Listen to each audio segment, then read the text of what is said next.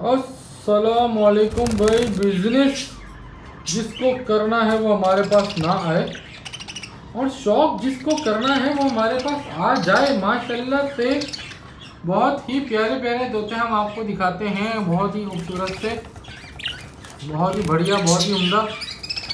भले ही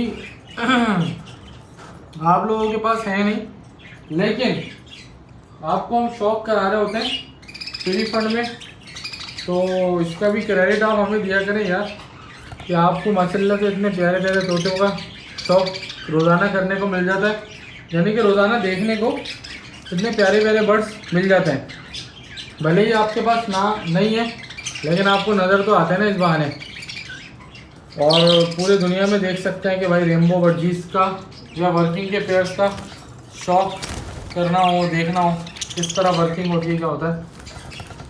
अच्छा, सारी बातें करने से पहले अहम बात, ब्रीडिंग सीजन स्टार्ट हो गया, सर्दी लगना शुरू हो गई है। आजकल नहा रहे हैं तो भाई पता चल रहा है कि सर्दी हो गई है। सर्दी आ गई का, सर्दी आ गई का, अरे साड़ी सर्दी आ गई का, आ गई। अच्छा, सर्दी आ गई भाई। बताने का मकसद ये है कि अब ब्रीडिंग सीजन आ गया। हमारे हिसाब से तो भाई अब आया है ब्रीडिंग सीजन, जब सर्दी आई है। इससे पहले तो बस समझो टाइम पास था, ज़बरदस्ती की ब्रीडें थी और जो भी था। अब आई है सर्दी और अब आया है ब्रीडिंग सीजन, सही मायनों वाला ना जिसे कहते हैं। अच्छा, अब इसमें करना ही होगा भाई कि दो तीन चीज़ें अहम हैं, ठीक है। एक तो जो बच्चे आपके निकलेंगे, ठीक है, जब तोते अंडे देगी उस तारीख को लिखना अपना ज़रूरी है, ठीक है। यानी कि जिस तारीख को तोते ने अंडे दिए वो लिखना ज़रूरी है। उसके बाद एक हफ्ते के बाद तकरीबन टॉर्च मारना, जिसको कैंडलिंग कहते हैं। कैंडलिंग का मतलब ये होता है टॉर्च मार के ये देखना है कि वो जो अंडे हैं वो उसमें बच्चा बन रहा है या नहीं बन रहा। वैसे अगर कैंडलिंग करके यानी कि टॉर्च मार के आपको दिख रहा है कि अंडे में बच्चा बन रहा है, तो फिर इसका मतलब है कि वो फर्टाइल एग्स हैं। और अगर बच्चा नहीं बन रहा तो इसका मतलब है कि वो इनफर्टाइल एग्स हैं, ठीक है। तो जो फर्टाइल एग्स हैं उनको आपने देखना है, नज़र रखनी है कि बच्चा किस दिन निकलना है। जब बच्चा निकलने की डेट आ जाएगी वो आपने मॉनिटर करना है कि वो बच्चा निकला है या नहीं। बच्चा क्यों बच्चा निकला है या नहीं। आप बोलोगे यार तैमूर भाई बच्चा तो निकलेगा, कैसी बातें कर रहे हो, पागल बना रहे हो, टाइम पास कर रहे हो। तो भाई मसला ये होता है कि अंडे के ऊपर कभी कभी बीट लग जाती है। अब अंडे के ऊपर बीट लग गई, आपको पता ही नहीं है, आपको पता ही नहीं है कि अंडा जो है वो धोते भी हैं। अगर बीट लग जाए, गर्म पानी से, नीम गर्म पानी से साफ़ करते हैं ताकि अंडे के खोल के ऊपर कोई चीज़ चिपकी ना रह जाए। अब अगर चिपकी रह गई है तो भाई उसको साफ़ करना आपका काम है, ठीक है। उसको आप साफ़ करें ताकि अंडे के ऊपर कोई चीज़ ना हो और बच्चा निकलने में आसानी हो। एक तो ये बात हो गई। दूसरी बात कि बच्चा अगर निकल आया एक अंडे से, तो दूसरे अंडा का वो जिस अंडे से बच्चा निकला है उसका खोल दूसरे अंडे पे जाके अटैच हो जाता है बीच से। तो जो अगला बच्चा निकलना होता है वो निकलते निकलते फंस जाता है और वो डेड इन सेल हो जाता है।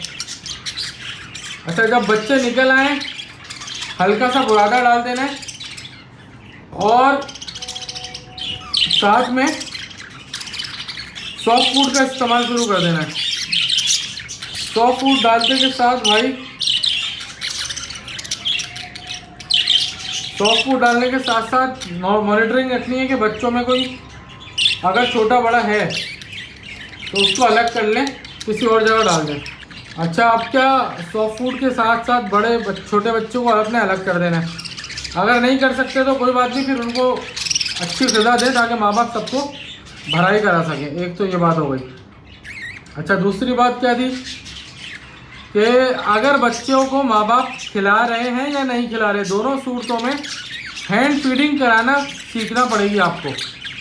हैंड फीडिंग कराना इसलिए ज़रूरी सीखना है क्योंकि अगर बच्चों को माँ बाप कम खिला रहे हुए या कोई गड़बड़ हुई तो आप हैंड फीडिंग और वो जो प्राइम की या पता नहीं कौन सी हैंड फीड आती है वो लाके आप खिलाते रहोगे तो कम से कम बच्चा सरवाइव करेगा। आपने पूरा साल इंतज़ार किया कि ब्रीडिंग सीज़न आए, ब्रीडिंग सीज़न भी आ गया, तोतों ने अंडे भी दे दिए, अपना काम भी उन्होंने दिखा दिया, बच्चे भी निकल आए। अब अगर आप बच्चे बड़े नहीं कर पा रहे ना भाई, तो समझो आपने पूरे साल की मेहनत ज़ाया करी है।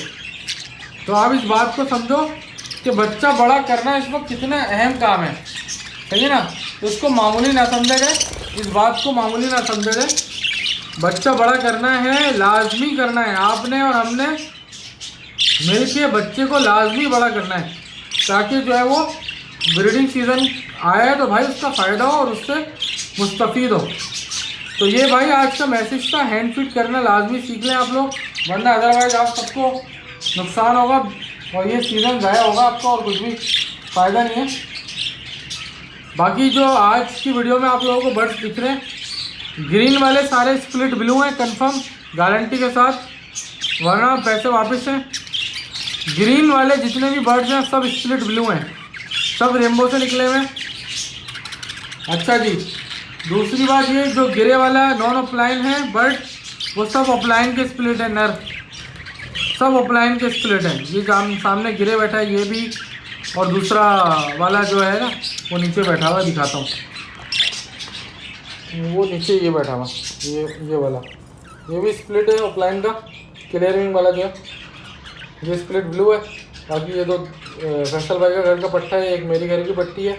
बाकी ये शाहकार देखो, इसकी आई के अंदर रिंग नहीं है, जैसे डन फेलो होता है ना उस तरह का ये बर्ड है, डबल फैक्टर गोल्डन फेस है और इसकी आई के अंदर ना रिंग नहीं है। अब ये क्या भला है क्या नहीं मुझे नहीं पता, तो जो इसके साथ रेनबो लगाना चाहे वो लगा सकता है, या तो ये डन फेलो से निकला हुआ है रेड आई मेरे हिसाब से, क्योंकि इसकी आई के अंदर ना रिंग नहीं है। या तो ये डन फेलो से निकला हुआ है या ये रेनबो से निकला हुआ है, ये पता चलेगा भाई टेस्ट ब्रीड करने के बाद। या तो इसको आप लोग डन फेलो से लगा दो या इसको रेनबो से लगा दो और फिर मुझे बताओ भाई कि क्या निकला, क्योंकि मैं लाया हूँ इसको किसी एक ऐसी जगह से जो बड़ी ही ज़बरदस्त जगह थी, लेकिन वहाँ पे किसी को ये नहीं पता था कि ये है क्या। ये होती है निगाहें, निगाहें पहचानने वाले की पहचानती है कि डन फेलो से निकला हुआ है या नहीं। अब ये अल्लाह जाने ये क्या चीज़ है क्या नहीं, इसको रिसर्च करना है, इसको टेस्ट ब्रीड कराना है। कोई लेना चाहे ले ले, बहुत साफ़ सुथरा पीस है, बहुत कंचा पीस है, बहुत बड़े ब्रीडर के घर में पड़ा हुआ था, उसको खुद भी नहीं पता कि क्या है, उसकी कॉलोनी में पड़ा हुआ था। बहरहाल निकल आते हैं, कॉलोनी में भी हो गया होगा कोई गड़बड़, हो सकता है किसी ने डन फेलो ने क्रॉस कर दिया हो किसी रेड आई की मादा को, या हो सकता है रेनबो से निकला हो, कुछ कह नहीं सकते, टेस्ट ब्रीड के बाद ही पता चलेगा। बाकी भाई बर्ड्स आपके सामने, ये वाला नर तो गिरे वाला तो चला गया अभी, बाकी ये ग्रीन वाली मादी स्प्लिट ब्लू है और रेडी टू ब्रीड है, फर्स्ट ब्रीड करेगी कंफर्म, फर्स्ट ब्रीड की मादी है और ब्लू किससे स्प्लिट हुई है। इसके साथ आप रेनबो का नर लगा दें ब्लू, या कोई भी ब्लू सफ़ेद मुँह का नर लगा दें, ये आपको रेनबो बच्चा देगी, और रेनबो लगा दिया तो कंफर्म रेनबो देगी।